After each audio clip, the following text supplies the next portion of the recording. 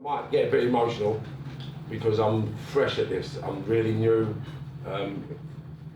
at this stage, like especially addressing you guys. So I usually address the kids, and it's a lot easier to address the kids. But with you guys, I'm gonna be a little bit more open and honest. I grew up, obviously, because I was from Liverpool. I had to grow up with the London kids, being mixed race. It was challenging because of the black kids and the white kids. So the issues I had to deal with are just absolutely sort of phenomenal.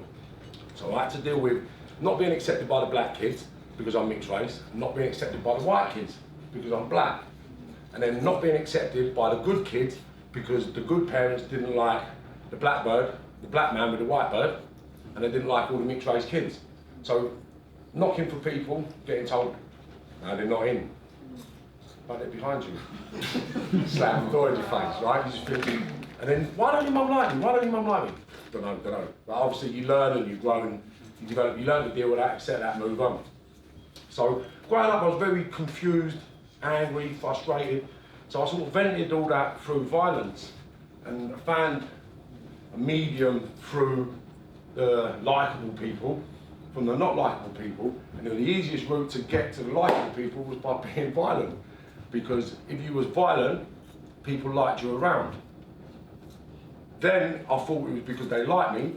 With hindsight, I know it's because I was a benefit. So because I allowed myself to become a benefit to all these people, to be accepted in these alien environments, it sort of spawned the mentality of insanity. And it just started to grow from that point. When I turned 13, 14, it became more, I need money now. I need to do things and get things. I need to go places. So I need to start making money because I have to buy my clothes because I got arrested shoplifting and I didn't like the experience. Too embarrassing. So I decided to steal money to buy my clothes. So my journey was just a progression to survive within an environment which was deemed normal to me as a child, because taking what you wanted out of shops was acceptable because my mum done it. I knew it was wrong, but where I come from, everyone done it. So we was all normal and it was acceptable. And then as you grow up, you have girlfriends, boyfriends, my mum and dad. My dad used to batter my mum every weekend. I used to get battered, my sisters used to get battered, my brothers used to get battered. So the dealing with problems was just violence. It's easy, it's quick, and it sorts problems out. So that normality just became my normal, became my way of life, became part of my existence. So you start programming yourself to do things a certain way, to do things like you said earlier. Well, no, you said it anymore. I don't care, I'm gonna get stabbed, I'll be dead. Like, I thought I'd be dead before I was 21. I thought if I made it past 21, I'd be a phenomenal man. And when I get to 30, I would be a multi-millionaire, and I was convinced. So from 13 to 14, I used to nick car stereos and burgle houses, rob people that sort of had more than we had. So I wouldn't rob teenagers. I'd go into the West End or Bayswater and look for tourists with cameras and wallets and bags and think, well, because I wasn't doing it for an ego, I was doing it to survive, pay for my cousins, pay for my brothers, pay for my sisters, because my mum was a prostitute, she was a drug dealer, she was a crackhead. I was a crackhead from the age of 13 to 17 with my brothers and sisters. It was just normal. Coming from so-called school, walking in, what's happening, mum? I'm all right, lad, how are you? You got any gear? Say, no, I'll be back in a couple of hours, mum. How's things? But that was acceptable, it was normal.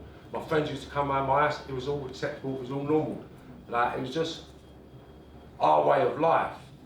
I'm licking car stereos with you, and then all of a sudden I'm like, come, let's do this, and you're like, no, I'm all right. I think, well, I don't want to stay here forever. You're going up the ladder. Do you want to come and do something with me? Yeah, come in. So no, I'll go, see you later. What are you doing? And then I think, are you coming? No, I don't want to, I'm going, all right, sweet. So I always progressed through that world because I didn't want to be, I wanted to be this. Do you understand? So when I got to the top, which I believed was successful and I was aiming for, I realised I'd just failed myself, my children and everything I'd ever stood for. I went through it's like a whirlwind of just chaotic madness for 36 years of trying to become someone that I dreamed about every day.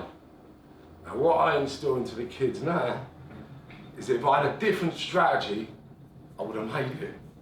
If I had the strategy back then, what I have now, then I would have made it. And I wouldn't have had to go to prison. I wouldn't have had to see my kids suffer. I wouldn't have had to see my friends die. I wouldn't have had to see any of it, because I would have been sensible. So what I work with the kids now is on their perspectives. And the amount of things that I've had to do to stay alive, the amount of things I've had to do to feed my family, I wouldn't wish that on anyone. I wouldn't really wish on anyone. I'm not proud of the person I used to be. I'm more embarrassed of the length of time that I was ignorant and sort of deluded. And it actually makes me really emotional now, because I actually saw myself as sensible back then. Oh, you actually look in the mirror every day, like, I'm the man. I'm the man. I'm the man. I've got guns, I've got money, I've got this, I've got that. I'm the man. And I actually believed I was that man. Oh, damn. And that's the thing that these kids don't realise that they're heading towards. That when they get there, they're not going to want this. They're not going to want to kill people. They're not going to want to stab people till they stop moving. They're not going to want to get rid of bodies. They're not going to want to sit in prison for 15 years. They're not going to want to do that. I thought I'd have a future nicking this, nicking that. I thought I'd have a future smoking this, sniffing that. I thought I'd have a future being this, being that. I said, but what it got me was 46, one eye, disabled.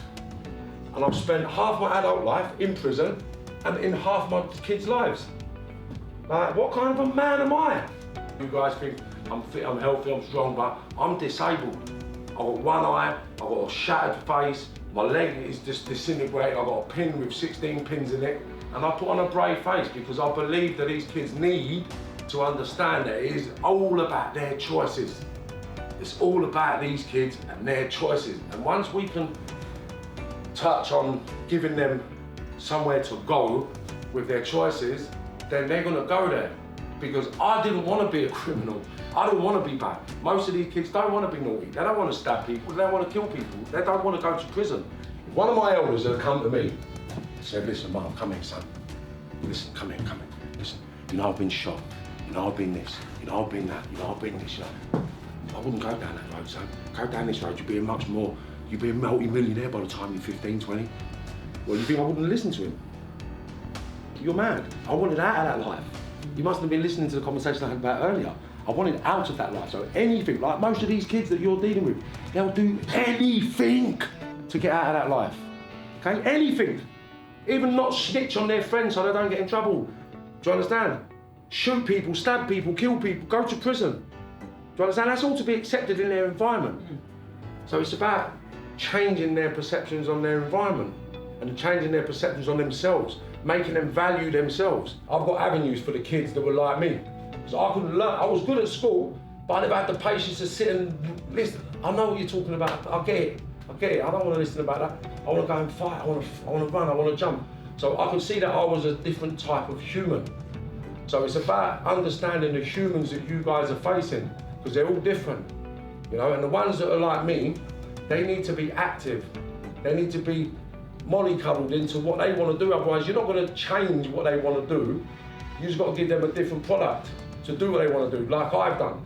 Like, I'm very successful now because the products that I use legal products with the same energy, the same ferocity, the same passion. And I'm successful. So they've got to do the same thing. They've all got the same transferable skills, but they're using the wrong products. Ask them what they want. Ask them where they want to be, and then help develop the platform for them to grow from. Don't try what the teacher's done with me. Don't try to make me do anything.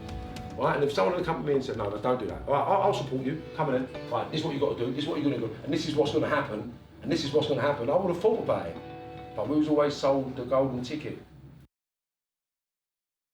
Thanks, Marvin. My pleasure, Marvin.